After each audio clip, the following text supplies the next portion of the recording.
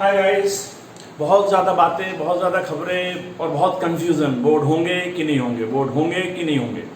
तो मैं वो क्लियर करने के लिए आया हूँ कि बोर्ड होंगे कि नहीं होंगे। इस साल की जो बैच है 10th क्लास की और 12th क्लास की, मतलब 2021 वाली, 100% बोर्ड होंगे।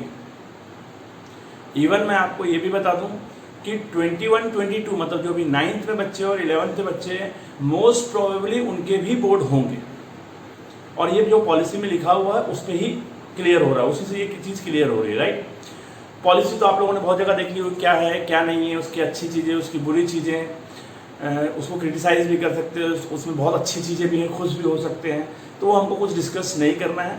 एक बेसिक चेंज जो हुआ है आपके मतलब का, वो मैं आपको बता दूँ कि पहले 10+2 होता था जो हम पढ़ते थे, सिस्टम 10+2 का था, 1 से 10 क्लास तक के, और फिर 11 to 10+2। अभी हो गया 5+3+3+4। पहले 5 साल जो ले रहे हैं, 3 साल प्री प्राइमरी के, एक फर्स्ट क्लास और सेकंड क्लास के मिला के फाउंडेशन, 3rd क्लास से 5th क्लास तक प्रिपरेटरी, 6th क्लास से 8th क्लास तक मिडिल, एंड फिर 9th क्लास से लेके 12th क्लास तक सेकेंडरी। ठीक है, तो ये 5+3+3+4 पैटर्न हो गया। बहुत ज़्यादा कुछ बदलाव 12th तक के होने वाला नहीं है। जो बोल रहे हैं पहला 5, actually government school first class से होते थे, प्राइवेट स्कूल नर्सरी लेवल से होते थे। आपको भी पता है, मैक्सिमम बच्चे अभी जो प्राइवेट स्कूलों में पढ़े हुए हैं वहीं से पढ़कर आए हुए हैं, राइट।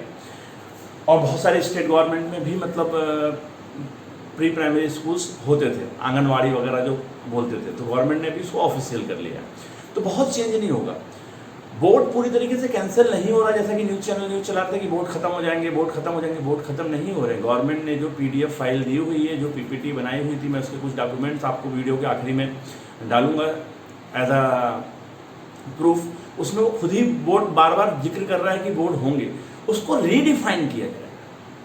वो जो एग्जामिनेशन का पैटर्न था उसको रीडिफाइन किया जाएगा, उसको अलग तरीके से किया जाएगा। और मोस्ट प्रोबेबली जो वो क्लियर कर रहा है वो ये कर रहा है कि जैसे सेमेस्टर पैटर्न हो जाएंगे, 9th में 2 सेमेस्टर, 10th में 2 सेमेस्टर, 11th में 2 सेमेस्टर, 12th में 2 सेमेस्टर। बट पूरी तरीके से बोर्ड खत्म हो जा रहे हैं, ऐसा बिल्कुल भी नहीं होने वाला है। हाँ, एक चेंज जो होने वाला है वो ये होने वाला है कि अभी हम 10th के बाद सब्जेक्ट चॉइस करते थे, अब हो सकता है हमें 9th के बाद सब्जेक्ट चूज करने का मौका मिल जाए। तो उसमें से कुछ चीज़ें, जैसे उसने बोला मैथ्स से शुरू करें, तो मैथ्स से ऑलरेडी शुरू हो चुका था CBSE बोर्ड में भी, और इस महाराष्ट्र स्टेट बोर्ड में भी शुरू हो चुका था कि 2 मैथ्स रखे गए थे। एक कंपलसरी मैथ्स जो मतलब जिनको आगे में 10th के बाद मैथ्स साइंस पढ़ना है उनके लिए था, और एक वो मैथ्स था जिनको आगे मैथ्स साइंस नहीं पढ़ना है। आई थिंक CBSE में उसको बेसिक और स्टैंडर्ड ऐसा समथिंग नाम दिया गया था, और ऐसे कुछ तो भी स्टेट बोर्ड में भी था, राइट।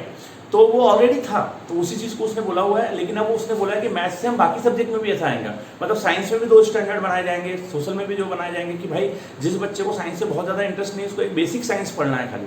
बाद में उसको पता है कि भाई मुझे म्यूजिक में की फील्ड में जाना है, मुझे स्पोर्ट्स में जाना है, तो मैं साइंस पढ़ के क्या करूँगा, तो वो बाद में किया जाएगा, धीरे धीरे किया जाएगा।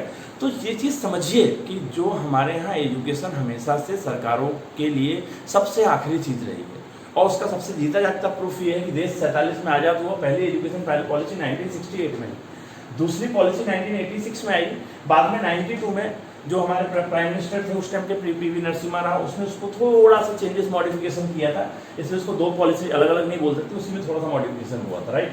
तो सोचो कि 70 सालों में हमने सिर्फ 3 पॉलिसी देखी, अगर 92 को भी हमें एज आ पॉलिसी क्लियर कर ले। एक चीज़ मैं आपको बहुत क्लियरली बता दूँ, ये जो डॉक्यूमेंट लॉन्च किया गया है, पॉलिसी जो लॉन्च की गई है, बहुत ही एम्बिशियस है, देखने में बड़ी अच्छी लगती है, बट मेन चीज़ है इम्प्लीमेंटेशन।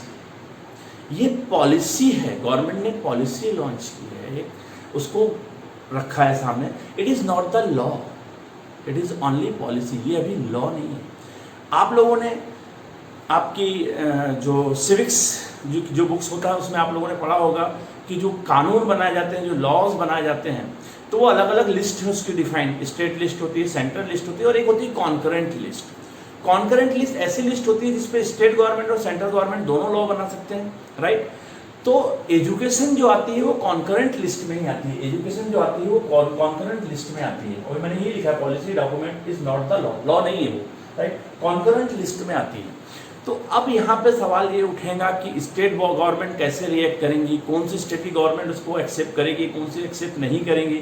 अब जैसे आपको तो हाई स्कूल लेवल पर कोई खास फर्क नहीं पड़ रहा है, बट आफ्टर 12th जो बहुत बड़ा चेंज हो रहा है एजुकेशन फील्ड में, बहुत बड़ा चेंज हो रहा है। आफ्टर 12th बहुत बड़ा चेंज होने वाला है, राइट। तो अधिकतर यूनिवर्सिटी स्टेट गवर्नमेंट के कंट्रोल में, तो वो राजी होंगे नहीं होंगे, ऐसे बहुत सारे इश्यूज हैं। लैंग्वेजेस को लेकर इशू हो सकता है, साउथ की कुछ स्टेट उस पर ऑब्जेक्शन ले सकती हैं, तो वो सब क्लियर होने में टाइम लगेगा। धीरे धीरे लॉ एक एक करके लॉ अलग अलग लॉ चेंज करने पड़ेंगे या नए लॉ बनाने पड़ेंगे इसको इम्प्लीमेंट करने के लिए, तो इसमें बहुत टाइम लगने वाला है।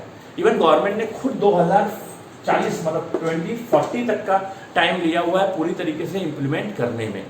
और जो आपको मैं आप इसके बाद में जो मैं लगाऊंगा पीपीटी, तो आप देखोगे कि उसमें कुछ गवर्नमेंट ने खुद बोला है कि 10th क्लास के लिए 22-23, 9th के लिए 21-22 ये टारगेट है। वो भी ये होगा सीबीएसई के लिए टारगेट, अलग अलग स्टेट्स के लिए वो भी लागू नहीं होता। अभी स्टेट्स को मनाना पड़ेगा, अलग अलग स्टेट में अलग अलग पार्टियों के, अगर पॉलिटिकल पार्टियों की गवर्नमेंट होंगी तो उनके बीच में ऐसा चलेगा। आपको पता है हमारे यहाँ का सिस्टम।